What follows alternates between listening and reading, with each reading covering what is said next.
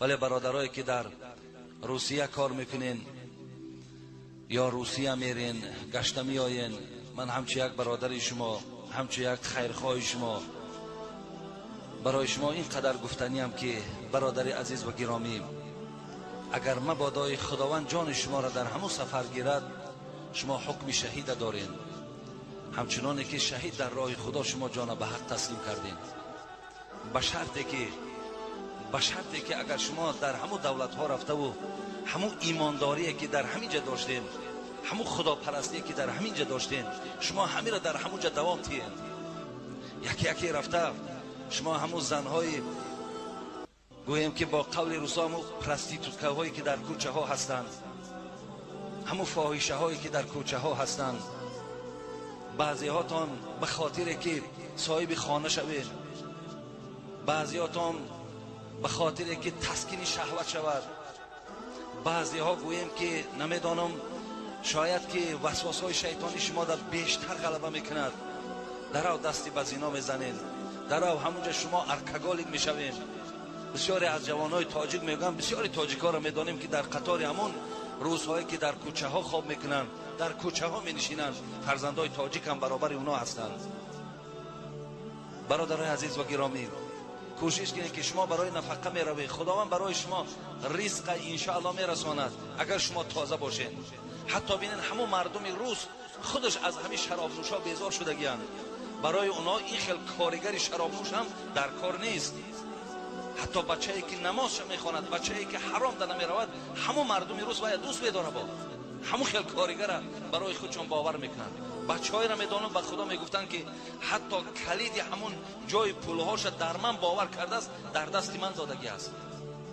به خاطر که من 5 وقت نماز میخوانم، به خاطر که من خیانت ندارم، در من که نه اولاد نه اجدادش هستم، در من باوری حاصل کرده است.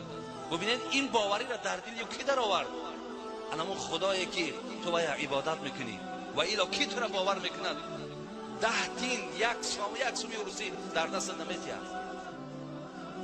همه این به خاطر پاکی شما، به خاطر تازه گشتن شما. برای این دادرای عزیز در اونجا صبر کنید، شما صبر کنید. من هم میدانم ما هم انسانیم، اینها را همش احساس میکنیم.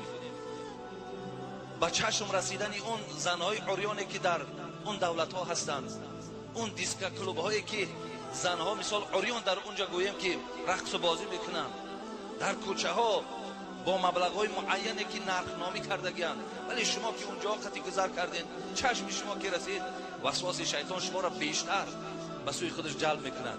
ولی کوشش کنید این سخنها را در گوشتان گیرین و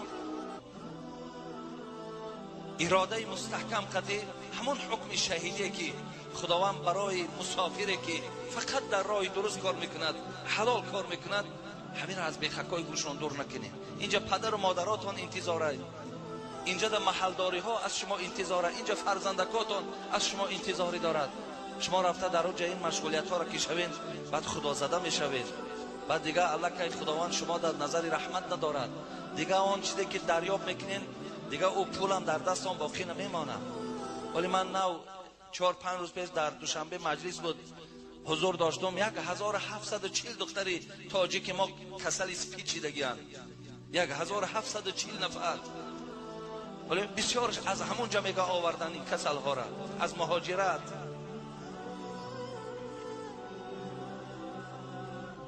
برای من دادرای عزیز، هر کدامت که رفتین راهتون سفید، خداوند شما را نگه دارد و کوشش کنین که به حرام ها نروین. پشیمان میشین به خدا قسم.